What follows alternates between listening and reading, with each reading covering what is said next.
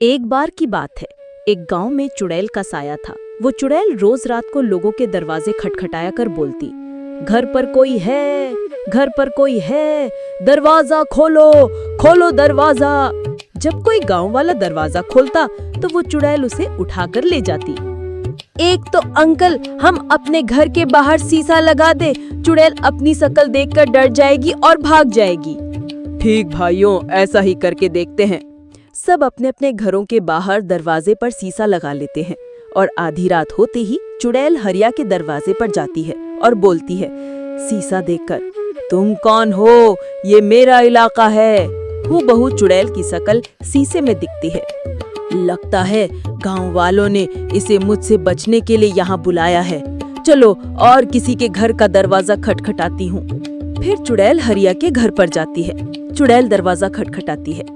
घर पर कोई है? अगर कोई हो तो बाहर आए। हरिया बोलता है, मैं घर पर हूँ मेरी रानी, अभी आया। शराब के नशे में धुत हरिया दरवाजा खोलने जाता है।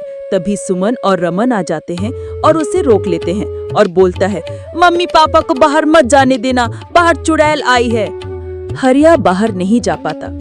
लगता है आज भूखा रहना पड़ेगा मुझे, चुड़ैल बोलती है, कल आऊंगी। फिर वहां से चली जाती। तब सुमन को लात मारकर गिरा देता है हरिया। बहुत मारता पीटता है। रोहन ये सब देखकर बहुत डर जाता है। उसे बहुत बुरा लगता है। अगले दिन रोहन अपने घर के बाहर का शीशा हटा देता है। माँ, अब ठीक हो? मैं बिल्कुल ठीक हूँ, तुम मेरी चिंता मत करो। मम्मी, मुझे पापा अच्छे नहीं लगते, आपको कितना सताते हैं। ऐसा नहीं कहते हैं, तुम्हारे पापा हैं, जाओ तुम जाकर खेलो। सुमन उठकर घर में चली जाती है और रात के समय सबके घरों में शीशा लगने के कारण चुड़ैल किसी के घर पर जाकर शिकार नहीं कर पाती।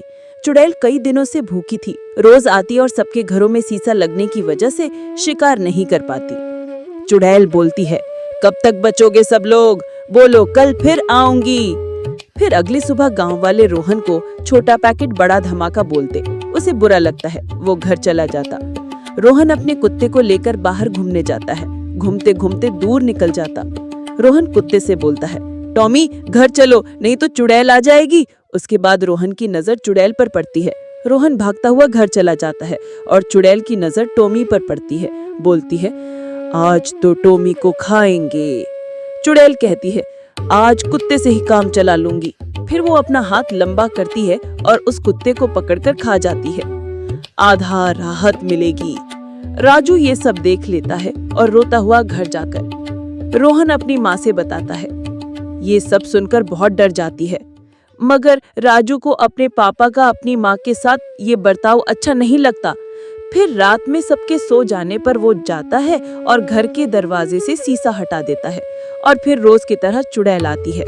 हरिया के दरवाजे पर चुड़ैल आती है और बोलती है, कोई चुड़ैल, कोई है घर में? तभी हरिया बोलता है, आ गई मेरी रानी, आ रहा हूँ, चिंता मत कर। हरिया जाकर दरवाजा खोलता है। चुड़ैल खड़ी रहती है। हरिया बोलता है, अरे सुमन, आज तो तुम चुड़ैल लग रही हो पूरा। चुड़ैल बोलती है, मैं चुड़ैल ही हूँ। तभी चुड़ैल हरिया को लेकर चली जाती है अपने साथ। सुबह होती है। गांव वालों ने बोला सुमन से हरिया को चुड़ैल ले गई। रोहन खुश हो जाता है। अपनी माँ से बोलता है, मुसीबत हटी माँ आपके ऊपर से।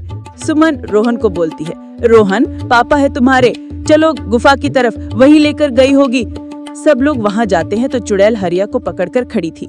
सुमन चुड़ैल से बोलती है, छोड़ दो मेरे पति को। सब गांव वाले भी बोलते हैं, छोड़ दो हरिया को। सुमन बोलती, मुझे खा लो लेकिन मेरे पति को छोड़ दो। हरिया बोलता है सुमन से, जाओ यहाँ से। चुड़ैल बोलती है, चुप हो जाओ तुम दोनों। चुड़ैल को गुस्सा आती है। चुड़ैल सुमन को हवा में उड़ा ले जाती है। रोहन के कुछ नहीं समझ आता तो रोहन क्या करता है, चुड़ैल के बालों में आग लगा देता है और इस तरह से चुड़ैल काल कर राख हो जाती है और सुमन और हरिया को जान बच जाती है। फिर सभी गांव वाले हंसी खुशी रहने लगे। कहानी पसंद आई हो, चैनल को सब्सक्राइब जरूर करना। Thank you.